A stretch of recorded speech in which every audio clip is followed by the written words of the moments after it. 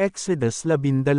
At ang Panginoon ay nagsalita kay Moises at kay Aaron sa lupain ng Ehipto, na sinasabi, ang buwang ito'y magiging sa inyo'y pasimula ng mga buwan, siyang magiging unang buwan ng taon sa inyo. Salitain ninyo sa buong kapisanan ng Israel na inyong sabihin, sa ika-10 araw ng buwang ito ay magsisikuha sila sa ganang kanila, bawat lalaki, ng isang kordero, ayon sa mga sangbahayan ng kani-kanilang mga magulang, isang kordero sa bawat sangbahayan. At kung ang sangbahayan ay napakakaunti upang kumain ng isang kordero, ay siya nga at ang kanyang malapit na kapitbahay ay magsasalo-salo sa isa ayon sa bilang ng mga tao, ayon sa bawat tao na kumakain gagawin ninyo ang pagbilang, sa kordero. Ang inyong korderong pipiliin ay yaong walang kapintasan, isang lalaki, na iisahing taon, inyong kukunin sa mga tupa, o sa mga kambing. At inyong aalagaan hanggang sa 14 na araw ng buwang ito, at papatayin ng buong kapulungan ng kapisanan ng Israel, sa paglubog ng araw. At kukuha sila ng dugo niyan, at ilalagay sa 2 haligi ng pinto at sa itaas ng pintuan, sa mga bahay na kanilang kakainan. At kanilang kakanin ang laman sa gabing yaon, na inihaw sa apoy, at tinapay na walang lebadura, kakanin nilang kaulam ng mapapait na gulay. Huwag ninyong kaning hilaw, o luto man sa tubig, kundi inihaw sa apoy, ang kanyang ulo pati ng kanyang mga paa at pati ng kanyang mga lamang loob. At huwag kayong magtitira ng anuman niyaon hanggang sa kinaumagahan, kundi yaong matitira niyaon sa kinaumagahan ay inyong susunugan sa apoy. At ganito ninyo kakanin, may bigkis ang inyong baywang, ang inyong mga pangyapak ay nakasuot sa inyong mga paa, at ang inyong tungkod ay tangnan ninyo sa inyong kamay, at inyong kakaning dali-dali, siyang Pasko ng Panginoon. Sapagkat ako'y dadaan sa lupain ng Ehipto sa gabing yaon, at aking lilipulin ang lahat ng mga panganay sa lupain ng Ehipto, maging tao at maging hayop, at gagawa ako ng kahatulan laban sa lahat ng mga Diyos sa Ehipto, ako ang Panginoon. At ang dugo ay magiging sa inyo'y isang tanda sa mga bahay na inyong kinaroroonan, at pagka aking nakita ang dugo, ay lalampasan ko kayo, at walang salot na sa inyo, napapatay sa inyo, pananakit ko sa lupaing Ehipto. At ang araw na ito'y magiging sa inyo'y isang alaala, at inyong ipagdidiwang na pinakapista sa Panginoon, sa buong panahon ng inyong lahi ay inyong ipagdidiwang na pinakapista na bilang tuntunin magpakailanman. 7 araw na kakain kayo ng tinapay na walang lebadura, sa unang araw ay inyong ihihiwalay sa inyong mga bahay ang lebadura, sapagkat sinumang kumain ng tinapay na may lebadura mula sa unang araw hanggang sa 7 araw ay ihihiwalay sa Israel, ang taong yaon. At sa unang araw ay magkakaroon kayo ng isang banal na pagkakatipon at sa 7 araw man ay magkakaroon din kayo ng isang banal na pagkakatipon, walang anumang gawa na gagawin sa mga araw na iyan, liban na yaong nararapat kanin ng bawat tao, na siya lamang maaaring gawin ninyo. At iyong ipangangilan ang pista ng tinapay na walang lebadura, sapagkat sa araw ring ito kinuha ko ang inyong mga hukbo sa lupain ng Ehipto, kaya't inyong ipangangilan ang araw na ito sa buong panahon ng inyong lahi, na bilang tuntunin magpakailanman. Sa unang buwan ng 14 na araw ng buwan sa paglubog ng araw ay kakain kayo ng tinapay na walang lebadura, hanggang sa 21 araw ng buwan, sa paglubog ng araw. 7 araw, na walang masusumpungang lebadura sa inyong mga bahay, sapagkat sinumang kumain yaong may lebadura, ay ihihiwalay sa kapisanan ng Israel, ang taong yaon, maging taga-ibang lupa, o maging ipinanganak sa lupain.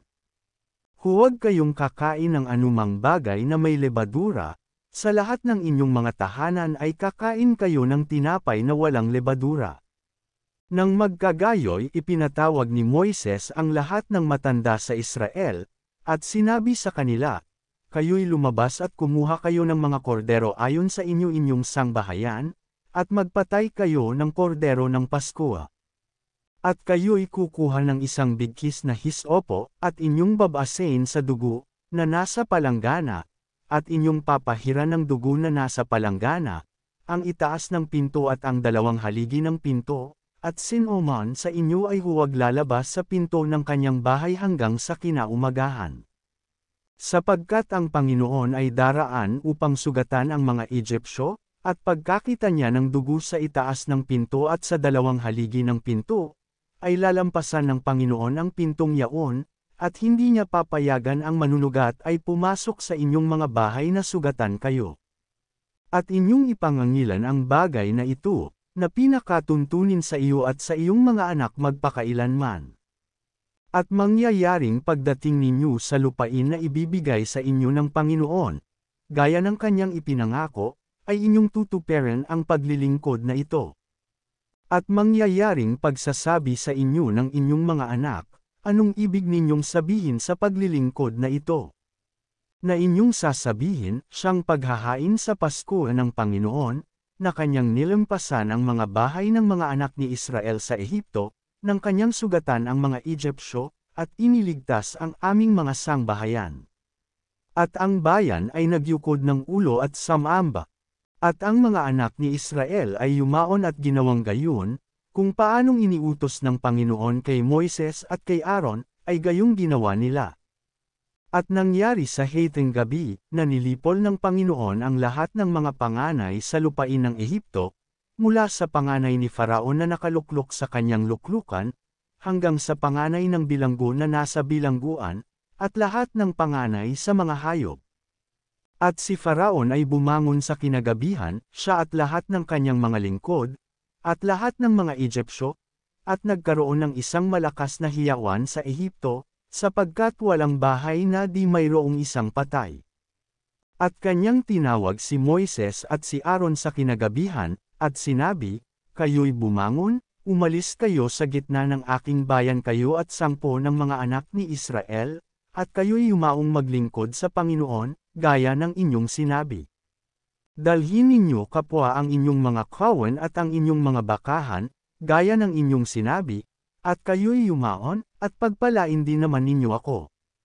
At pinapagmadali ng mga Egyptyo, ang bayan, na madali ang pinaalis sila sa lupain, sapagkat kanilang sinabi, kaming lahat ay patay na. At dinala ng bayan ang kanilang masa bago humilab, na nababalot ang kanilang mga masa sa kani-kanilang damit sa ibabaw ng kani-kanilang balikat. At ginawa ng mga anak ni Israel ayon sa salita ni Moises, at sila'y humingi sa mga Egyptyo ng mga hiyas na pilak, at mga hiyas na ginto, at mga damit. At pinagbiyayaan ng Panginoon ang bayan sa paningin ng mga Egyptyo, ano pat ibinigay sa kanila anumang hingi nila. At kanilang hinuberan ang mga Egyptyo. At ang angkan ni Israel ay naglakbay mula sa Ramses hanggang sa Succoth, na may 600,000 lalaki na naglakad, bukod pa ang mga bata. At isang karamihang sama-sama ang samampa rin namang kasabay nila, at mga kawan, at mga bakahan, na napakaraming hayop. At kanilang nilutong mga munting tinapay na walang lebadura ang masa na kanilang kinuha sa Ehipto, sapagkat hindi pa humihilab, sapagkat sila'y itinaboy sa Ehipto, at hindi sila nakatigil o nakapaghanda man ng anumang pagkain. Ang pakikipamayan nga ng mga anak ni Israel, na ipinakipamayan nila sa Ehipto, ay 430 taon. At nangyari sa katapusan ng 430 taon, ng araw ding yaon ay nangyari, na ang lahat ng mga hukbo ng Panginoon ay umalis sa lupain ng Ehipto. Ito ay isang gabing pangingilin sa Panginoon dahil sa paglalabas niya sa kanila sa lupain ng Ehipto. Ito ay yaong gabi ng Panginoon na ipangangilan ng lahat ng mga anak ni Israel sa buong panahon ng kanilang lahi. At sinabi ng Panginoon kay Moises at kay Aaron, ito ang tuntunin sa Pasko, walang sinumang taga-ibang lupa na kakain niyaon. Datapwat ang alipin ng bawat lalaki na nabili ng salapi, pagkatuli sa kanya'y makakakain na niyaon. Sa isang bahay kakanin, huwag kang magdadala ng laman sa labas ng bahay, nisisira kayo ng kahit isang buto niyaon. Ipangangilan ng buong kapisanan ng Israel. At pagka ang isang taga-ibang lupa ay makikipamayan kasama mo, at mangangilan ng Pasko sa Panginoon, ay tuliin lahat ang kanyang mga lalaki at saka siya lumapit at ipangilan, at siya'y magiging parang ipinanganak sa lupain ninyo, datapwa at sinumang dituli ay hindi makakakain niyaon. Isang kautusan magkakaroon sa ipinanganak sa lupain, at sa taga-ibang bayan na nakikipamayang kasama ninyo. Gayon ginawa ng lahat ng mga anak ni Israel, kung paanong iniutos ng Panginoon kay Moises at kay Aaron, gayon nila ginawa. At nangyari ng araw ding yaon, na kinuha ng Panginoon ang mga anak ni Israel sa lupain ng Ehipto, ayon sa kanilang mga hukbo.